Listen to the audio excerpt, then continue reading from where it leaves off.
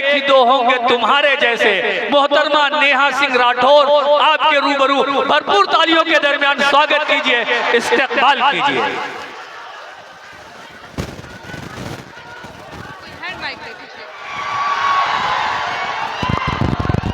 का हाल चाल बा?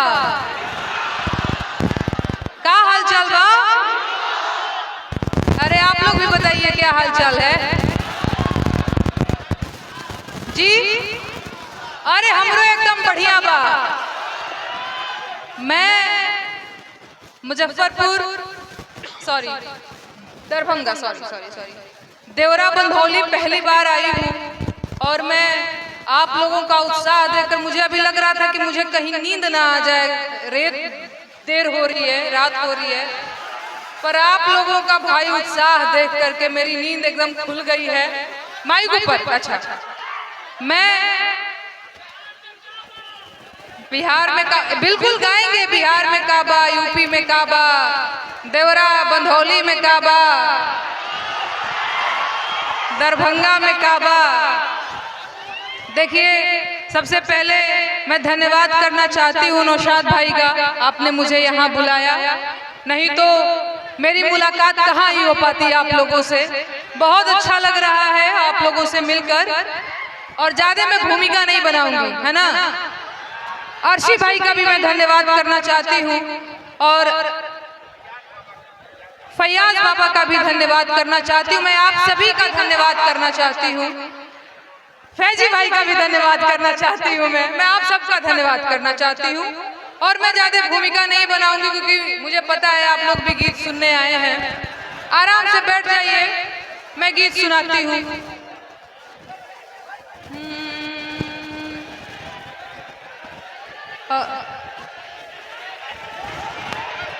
इधर आ जाओ।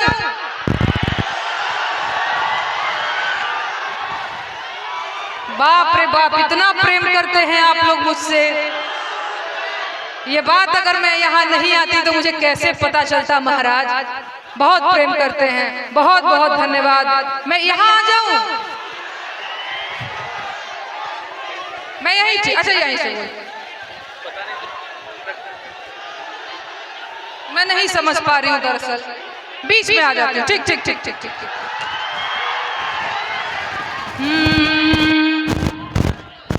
अरे टोला महला गावे जवारे, सोर चहोर बा। टोला महला गावे जवारे, सोर चहोर बा। अरे आई हो दादा चौकीदार चोर बा। अरे टोला महला गावे जवारे, सोर चहोर बा। गाइए मेरे साथ। टोला महला गावे जवारे, सोर चहोर बा। आई हो दादा चौकीदार चोर बा। आई हो दादा, गाइए महाराज आप लोग भी। क्या बात है। आई हो दादा चौकीदार चोर बा। बहुत अच्छे, वाह। अरे मणिपुर जात नइखे करे जाके कठोर बा। मणिपुर जात नइखे कलेजा के कठोर बा। अरे मणिपुर जात नइखे करे जाके कठोर बा। आई हो दादा चौकीदार चोर बा। आई हो दादा चौकीदार चोर बा।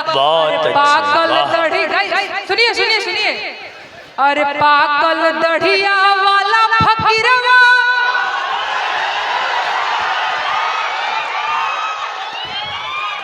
अरे पाकल दढ़िया वाला फकीरवा बनत टैगोर बा। अरे दाढ़ी वाला बढ़ा लेने से आप रविंद्रनाथ टैगोर हो जाइएगा। अरे पाकल दढ़िया वाला फकीरवा बनत टैगोर बा। आई हो दादा चौकीदार चोर बा। आप लोग भी गाइए ना, अच्छा लगेगा। गाएगा। आई हो दादा चौकीदार वे चोरबा, आई हो दादा। बहुत बढ़िया, बहुत बढ़िया। अरे इलेक्टोरल बॉन्ड घोटाला कैले घना घोर बा, याद है ना, भूले तो नहीं है। अरे इलेक्टोरल बॉन्ड घोटाला कैले घन घोर बा, आई हो दादा चौकीदार वे चोरबा। आप लोग भी। अरे पूंजीपति आया डानिया से कैले गांठा जोड़बा, क्या बात है।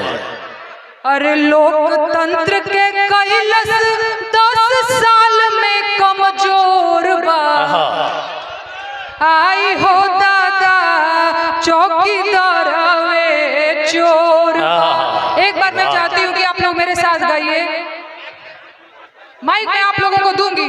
आई हो दादा